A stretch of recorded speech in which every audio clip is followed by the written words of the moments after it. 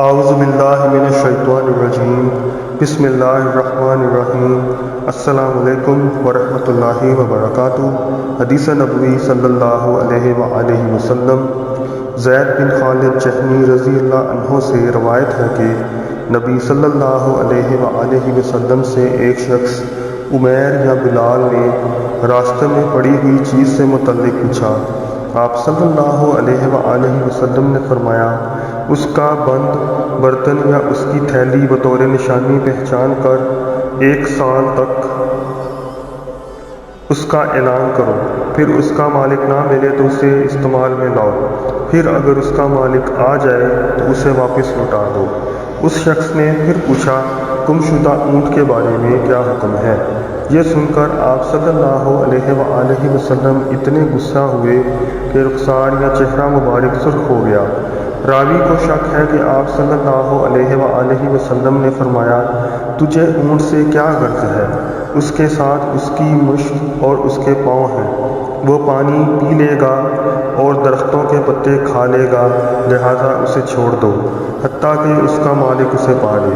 اس شخص نے گمشدہ بکری کے بارے میں پوچھا تو آپ صلی اللہ علیہ وآلہ وسلم نے فرمایا، وہ تیری ہے یا تیرے بھائی کی ہے یا پھر بھیڑیا کی؟ صحیح بخاری۔ حدیث نمبر 33 اور 91۔ عنوان علم کا بیان۔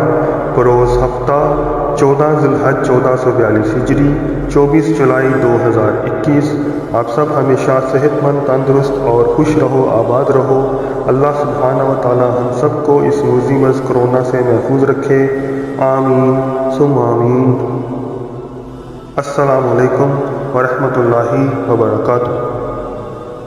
English translation, Sahih Bukhari, Hadith number 33 and 91, chapter The Book of Knowledge. Narrated by Zayd bin Khalid al-Jahni. A man asked the Prophet about the picking up of al-Nukata, fallen lost things.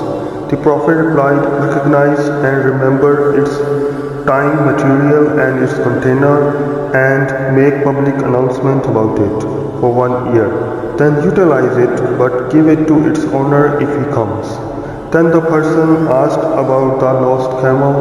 On that, the Prophet got angry and his cheeks and face became red, and he said, you have no concern with it, as it has its water container and its feet, and it will reach water and eat the leaves of trees till its owner finds it. The man then asked about the lost sheep. The Prophet replied, it is either for you, for your brother, another person, or for the wolf. May Allah subhanahu wa ta'ala protect all of us. Ameen summa ameen. Important message for all my dear subscribers, my listeners. Please like, share and subscribe my channel. Also share it with your friends and family. May Allah subhanahu wa ta'ala bless all of us with a healthy life. Ameen summa ameen. Allah Hafiz.